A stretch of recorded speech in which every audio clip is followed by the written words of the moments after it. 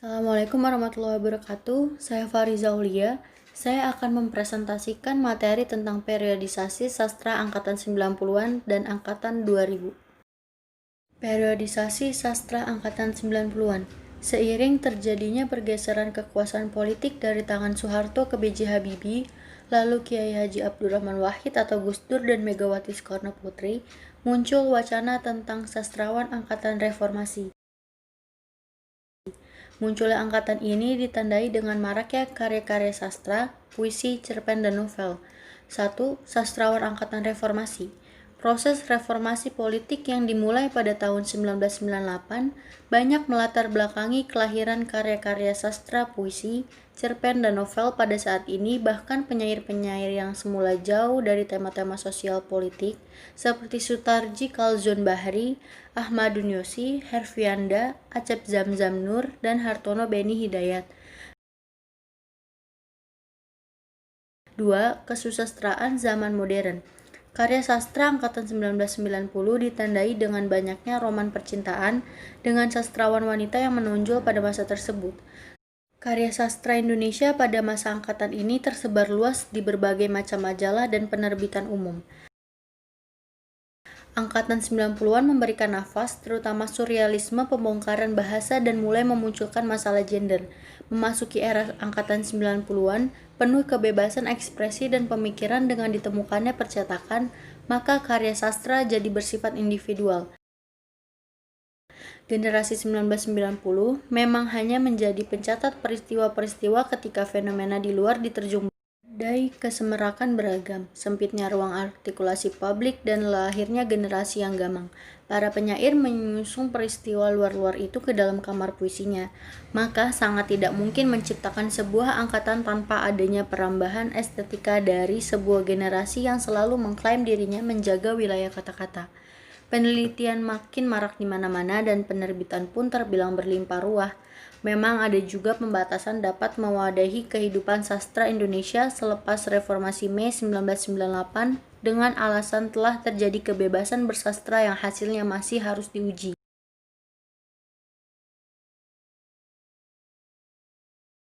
3. Ciri angkatan 90-an. 1. Kecenderungan dominan dari penyairnya, yaitu lebih menyodorkan unsur estetika, di antaranya kerumunan tema-tema sosial yang menghinggapi generasi penyair 90-an. Kedua, semakin banyak karya-karya sastra yang diterbitkan tanpa ketakutan apapun. 3. Ditandai dengan banyaknya roman percintaan. 4. Mulai memunculkan masalah gender. 5. Mulai muncul sastrawan wanita yang menonjol. Periode sastra angkatan 2000. Periode terakhir dalam perkembangan kesusastraan Indonesia modern ini ditandai kemunculan pengarang-pengarang perempuan yang karyanya tidak hanya banyak dipuji dari pengamat sastra, tetapi diapresiasi oleh masyarakat dengan banyaknya buku yang terjual. 1. Perempuan pengarang kontemporer. Periode ini dicirikan dengan bermunculan para penulis muda banyak yang bebas mengeksplorasi bahasa dan tak terkungkung menabuhkan teks. Pengarang wanita tersebut salah satunya Jenar Mahesa Ayu. Dengan karyanya Mereka Bilang, Saya Monyet. Kumpulan cerpen yang memuat 11 cerpen ditulis Jenar pada tahun 2001 sampai 2002. Pengarang lainnya ialah Ayu Utami dengan novel Saman yang meraih penghargaan Dewan Kesenian Jakarta pada tahun 1997. Sukses Ayu Utami kemudian diikuti Dewi Lestari, novelnya Supernova, Kesatria Putri, dan Bintang Jatuh pada tahun 2001. Kemudian muncullah Rieke Diah Pitaloka dengan kumpulan puisinya, Renungan Kloset yang peluncurannya edisi pertamanya dilaksanakan di Pusat Dokumentasi Sastra HB Jasin, Jakarta. Kumpulan puisi tersebut ditulis sekitar periode 1997 sampai tahun 2001.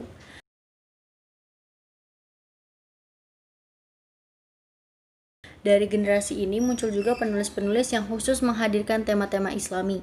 Misalnya dua bersaudara Helvi Tiana Rosa dan Asma Nadia. Karya mereka juga diapresiasi oleh masyarakat dengan banyaknya jumlah buku yang terjual. Ketika Mas Gaga Pergi merupakan kumpulan cerpen perdana Helvi Tiana. Sebagian di antara pembaca mengaku termotivasi untuk memakai kerudung atau jilbab setelah membaca buku fiksi tersebut. Sedangkan Asma Nadia telah 32 buku yang ia hasilkan baik yang diterbit Forum Lingkar Pena maupun penerbit lain yang berbentuk novel, kumpulan cerpen maupun tulisan-tulisan tuntunan. Selain penulis, Asma sering diminta untuk memberi materi dalam berbagai seminar yang berkaitan dengan penulisan serta keperempuanan. Penulis lainnya yang mengusung tema Islami ada Albidah El-Khaliki dengan novel Geni Jora pada tahun 2004. Dalam novel itu melakukan gugatan terhadap memojokkan perempuan dengan mengaitkan tradisi Jawa dan pesantren. 2. Penulis dan karya sastra angkatan 2000. 1. Ayu Tami. 2. Seno Gumira Aji Dharma. 3. Dewi Lestari. 4. Raudal Tanjung Banua. 5. Habibur Rahman El Sirazi. 6. Andrea Hirata. 7. Ahmad Fuadi. 8. Tosa. 3. Peristiwa besar yang terjadi pada angkatan 2000. Yang pertama, pada tahun 2000, Korrie Layun Rampan mengumumkan adanya sastrawan angkatan 2000, H.B. Jasin, meninggal dunia di Jakarta. Pada tahun 2001, penghargaan Katulistiwa Literary Award diberikan kepada sastrawan yang menghasilkan karya sastra terbaik. Yang ketiga, pada tahun 2002, majalah Horizon menerbitkan buku Horizon Sastra Indonesia yang terdiri dari 4 kitab, yakni kitab puisi, cerpen, novel, dan drama. Dalam buku ini, Hamzah Fansuri yang hidup di abad ke-17 dimasukkan sebagai sastrawan Indonesia yang pertama. 4. Kongres cerpen yang dilaksanakan secara berkala 2 tahun sekali. 5. Cyber Sastra. 6. Lomba sayembara menulis novel Dewan Kesenian Jakarta pada tahun 2003. Yang ketujuh, pada tahun 2003 pula, Sapardi Djoko Damono dan Ignaz Kleden mendapatkan penghargaan Ahmad Bakri Award karena jasanya di bidang kesusastraan dan pemikiran. 8. Pada tahun 2004, di dunia sastra, para sastrawan muda mendeklarasikan lahirnya generasi sastrawan cyber. 9. Pada tahun 2005, novel Laskar Pelangi karya Andrea Hirata terbit. 10. Pada tahun 2005, Festival Seni Surabaya. 11. Pada tahun 2006, Yayasan Lontar menerbitkan Antologi Drama Indonesia tahun 1895 sampai 2000. Penerbitan buku ini menunjukkan bahwa sejarah sastra Indonesia bukan dimulai pada tahun 1920, melainkan pada 1895. Anton Kurnia menerbitkan Ensiklopedi Sastra Dunia. 12. Pada tahun 2007, novel Kalatida karya Seno Gumira Aji Dharma terbit. 13. Pada tahun 2008, buku-buku Pramoedya Anantatur yang dicetak ulang dan buku-buku korban tragedi 1965 yang ingin meluruskan sejarah marak di toko-toko buku dan menjadi buku laris. 4. Ciri-ciri karya sastra angkatan tahun 2000. 1. Tema sosial politik, romantik, masih mewarnai tema karya sastra. 2. Pilihan kata diambil dari bahasa sehari-hari yang disebut bahasa kerakyat jelataan. 3. Revolusi tipografi atau tata wajah yang bebas aturan dan cenderung ke puisi konkret. 4. Penggunaan estetika baru yang disebut atromorfisme atau gaya bahasa berupa penggantian tokoh manusia sebagai aku lirik dengan benda-benda. 5. Karya-karyanya profetik atau keagamaan atau religius. 6. Kritik sosial juga muncul lebih keras. 7. Banyak muncul kaum perempuan. 8. Disebut angkatan modern. Yang ke-9, karya sastra lebih marak lagi, termasuk adanya sastra koran, contohnya dalam HU Pikiran Rakyat. 10. Adanya sastra bertema gender, perkelaminan, seks, dan feminisme. 11. Banyak muncul karya populer atau gampang dicerna. 12. Muncul cyber sastra di internet. 5. Kekurangan dan kelebihan sastra angkatan 2000. 1. Pencerminan sebagai karya reformis di mana terjadi revolusi. 2. Penggunaan tema yang beragam. 3. Kekuatan narasi yang lancar dan mengalir. 4. Banyaknya muncul karya sastra pembangun jiwa. 5. Kejadian menarik yang inspiratif banyak digunakan pengarang dalam menuliskan karyanya. Kekurangan karya sastra tahun 2000. 1. Banyak munculnya sastra perkelaminan yang cenderung merusak moral bangsa. Yang kedua, adanya lapisan sastrawan muda dengan ekspresinya yang bergebu-gebu, berkata secara terbuka, bebas, dan tidak terlalu memperhatikan nilai moral yang berkembang di masyarakat. 3. Beberapa sastrawan cenderung sekuler dan feminis dalam menuliskan karyanya. 6. Jenis sastra yang berkembang dalam angkatan 2000. Yang pertama, ada sastrawangi. Tercatat penulis-penulis perempuan banyak yang mengumbar tentang seksualitas yang bagi Taufik Ismail sudah kelewat batas. Munculnya sastra yang berbau seks ini menuai berbagai pro dan kontra, khususnya dari kalangan sastrawan. Saud Situmorang dan Wowok Hestiawan lewat jurnal Bumi Putranya jelas menentang sastra yang berbau seks tersebut. Sastra seperti itu tidak lain akan merusak moral negeri ini. Menepik semua itu sebetulnya dalam dekade angkatan 2000 ini, khususnya oleh adik kakak yang ayu dan suka memakai jilbab itu, Asma Nadia dan Helvitiana Rosa. Lewat karya-karyanya, nuansa religius bangun sedemikian rupa sederhana dan terkesan sebagai novel sastra pop.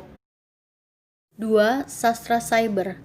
Sastra cyber merupakan suatu revolusi, sebagaimana internet menjadi revolusi media kedua setelah penemuan mesin cetak Gutenberg dan ketiga setelah kehadiran televisi.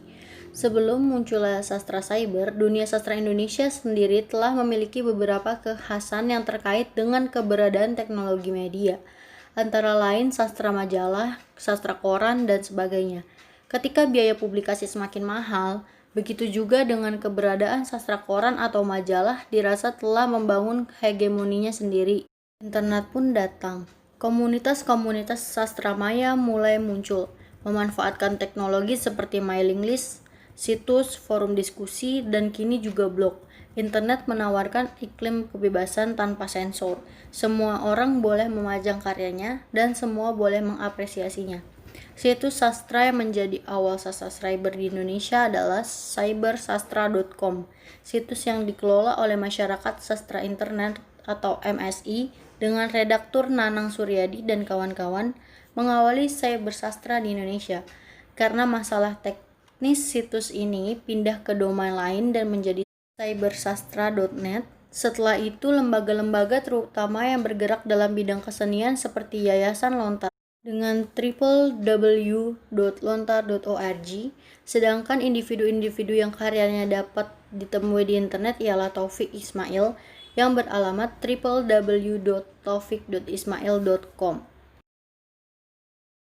Sekian materi yang dapat saya sampaikan, kurang lebihnya mohon maaf. Wassalamualaikum warahmatullahi wabarakatuh.